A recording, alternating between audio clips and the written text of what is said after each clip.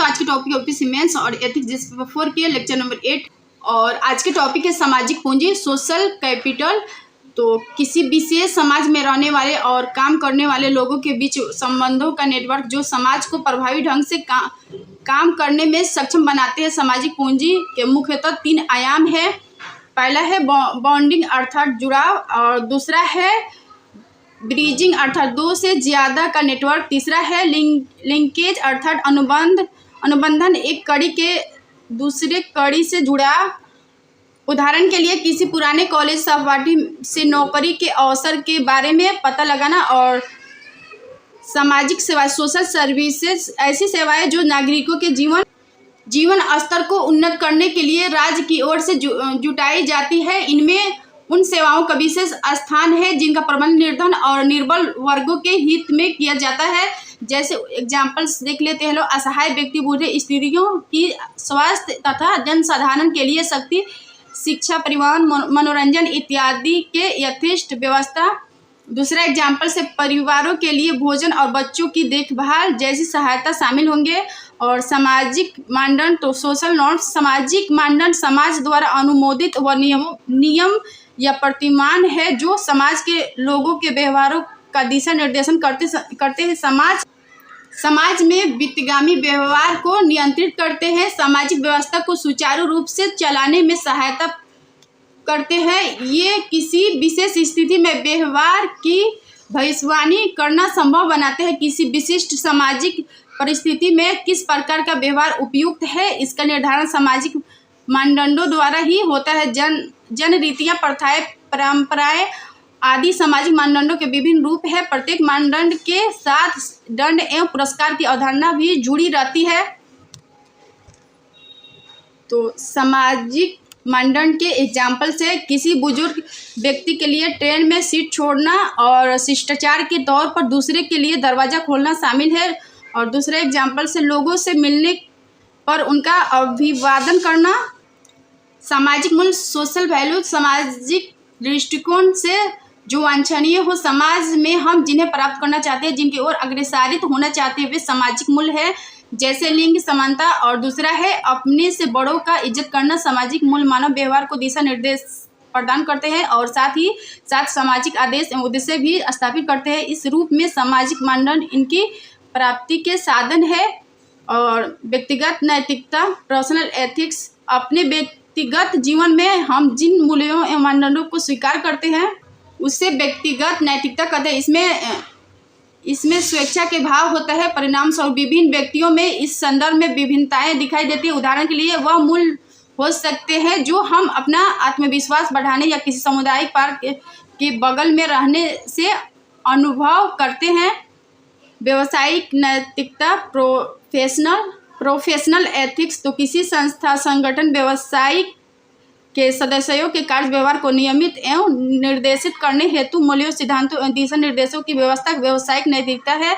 इससे व्यवसाय में अनुशासन, पारदर्शिता एवं उत्तरदायित्व बोध को बढ़ावा मिलता है। उदाहरण के लिए कुछ व्यवसाय अपनी आचार संहिता के माध्यम से नैतिकता दिखाते हैं। विवेकशीलता, प्रूडेंस, प्रत्येक घटना तथा विचार को तथ्य और परिस्थितियों के आधार पर समय परखा जाना चाहिए एवं सुनी सुनाई बातों पर कोई भी निर्णय नहीं लेना चाहिए। पूर्वाग्रह आधारित न होकर विवेकपूर्ण निर्णय लेना चाहिए। दूसरे के विचार को गंभीरता पूर्वक सोचना एवं कोई भी निर्णय लेने से पहले उन पर ध्यान देना। अविश्वास एवं अतिविश्वास से बचना। उदाहरण के लिए सुनीता अपने व्यवहार में हमेशा संयमित रहती है। वह सभी विकल्पों पर विचार करती है और कोई भी जब जल्दीबाजी में निर्णय लेने से बचती है। दबाव समूह, तो प्रेशर ग्रुप, दबाव समूह ऐसे गैर राजनीतिक संगठन है जो अपने सदस्यों के समान हितों को साधने एवं उद्देश्यों को पूरा करने के लिए संगठित रूप से सरकार की नीतियों व निर्णयों को प्रभावित कर अपना काम करवाते हैं। जैसे व्यापारिक संघ,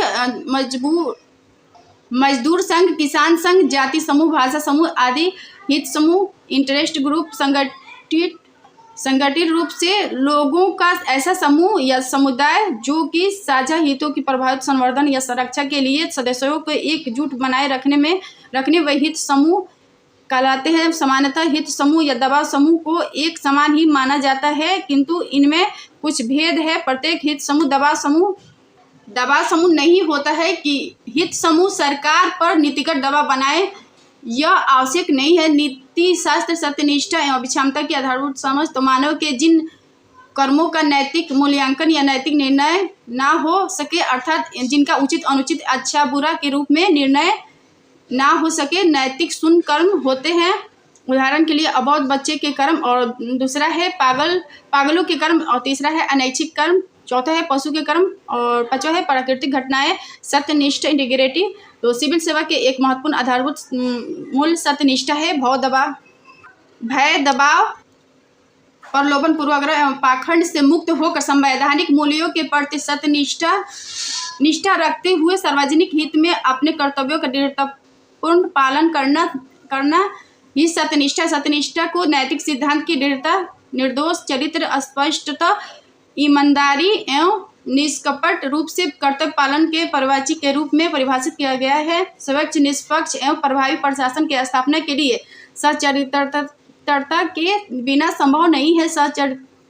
सहचरित्रता के विपरीत शब्द भ्रष्टाचार है, अर्थात पद और स्थिति के अनुसार अपने दायित्वों को निभाने में ईमानदारी, विश्वसनीयता और प्रतिबद्धता होनी चाहिए। सार्वजनिक पद पर बैठे लोगों का ऐसा कोई कार्य नहीं करना चाहिए कि वे वित्तीय या किसी अन्य रूप से उनका अन्य व्यक्तियों या संगठन के प्रति कृतज्ञता पैदा हो। उदाहरण के लिए अब्राहम लिंकन और महात्मा गांधी अनुकरणीय नेता थे जो सत्यनिष्ठा के लिए प्रतिबद्ध थे। तो ये सत्यनिष्ठा के एग्जाम्पल से सत्येंद्र दुबे एक भारतीय इंजीनियरिंग सेवा IAS अधिकारी थे जिन्हें स्वर्णीय चतुर्भुज राजमार्ग निर्माण परियोजना में शामिल भ्रष्टाचार को उजागर करने के लिए जीवन के साथ भुगतान करना पड़ा था।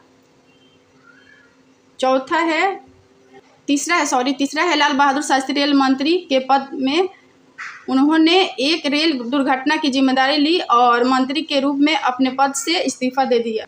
सत्यनिष्ठा के चौथा एग्जाम्पल से एक स्टोर पर वापस जाना और उस चीज़ के लिए भुगतान करना जिसे हम भूल गए थे। और व्यवसायिक सत्यनिष्ठा, बिजनेस इंटीग्रिटी, क्षेत्र या व्यवसाय विशेष में स्वीकृत मूल्यों, मानकों एवं निर्देशों के आदि के अनुसार कार्य करने हैं। अपने लक्ष्यों की प्राप्ति में पहुंचने का प्रयास व्यवसायिक सत्यनिष्ठा है। जैसे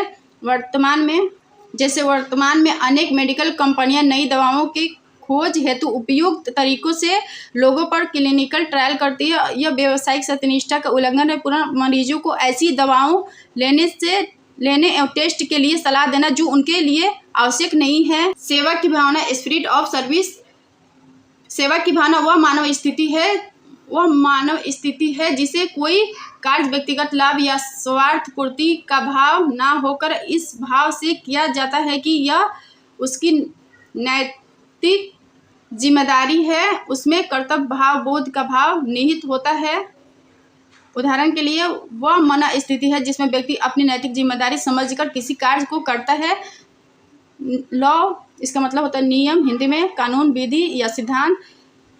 प्रत्येक कानून में उसके आवश्यक क्रियान्वयन के लिए आवश्यक नियम बनाने के प्रावधान निहित होते हैं। ये नियम कानून के मूल्य भावना से संगठित रखते हुए उसकी व्याख्या, स्पष्टीकरण एवं विस्तारण करते हैं ताकि कानून को सरलतापूर्वक प्रभाव रूप से लागू किया जा सके।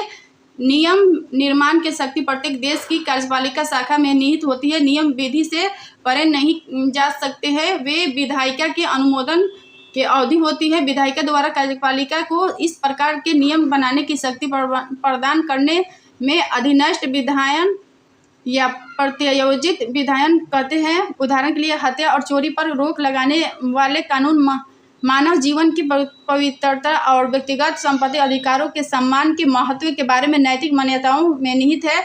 विनियमन, रेगुलेशन, विनियमन का निर्माण विनियामकीय प्राधिकरण द्वारा किया जाता है। ये विधि एवं नियम को विस्तार देते हैं,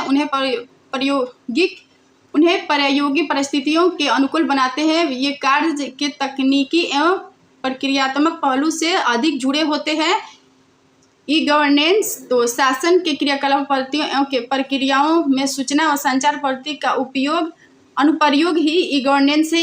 इसका मुख्य उद्देश्य है शासन को सरल, कुशल, प्रभावी, पारदर्शी एवं उत्तरदायित्व बनाकर उसे नागरिक केंद्रित बनाना है तथा शासन और नागरिकों के बीच की दूरी को कम करना है। इससे सेवाओं की गुणवत्ता आपूर्ति में सहायता होती है, जैसे भूमि पंजीकरण, रेलवे, टेलीफोन, मनोरंजन विभाग, सेवा क्षेत्र में ई गवर्नेंस की स्थिति। इसके द्वारा शासन को स्मार्ट बनाया जा सकता है। तो स्मार्ट के डिफाइन तो एस से सरल और एम से के मतलब होता है मोरल या नैतिक, और ए के जवाबदेह, ए का मतलब होता है जवाबदेह, आर के मतलब उत्तरदायित्वपूर्ण और टी के मतलब होता है पारदर्शी। सुशासन में स्मार्ट गवर्नेंस की अवधारणा रहती है। ई गवर्नेंस में सूचना तकनीकी का उपयोग करने नागरिकों से सम्यक स्थापित किया जाता है तथा शासन के विभिन्न विभागों में उपलब्ध कार्यक्रमों में एवं नीतियों की ऑनलाइन जानकारी दी जाती है। नागरिक अपनी शिकायतों और सुझावों एवं आवेदन पत्र आदि को ऑनलाइन रूप से भेज सकता है। इससे निर्णय प्रक्रिया, जनता की भागीदारी बढ़ती है और पारदर्शिता बढ़ती है। इससे सूचना एवं सेवा पूर्ति में सुधार, प्रशासन की सक्षमता में सुधार एवं जवाबदेहिता तय करने में आसानी होती है। भारत में ग्रामीण ई प्रशासन परियोजनाओं के अंतर्गत ई चौपाल, आकाश गंगा, ज्ञान दूत, लोक मित्र आदि है। तो ये एथिक्स का कुछ टॉपिक था जो मैंने कंप्लीट करा दी। अगर आप लोग को वीडियो पसंद है तो like, share, comment and subscribe कर दीजिएगा लोग। Thank you.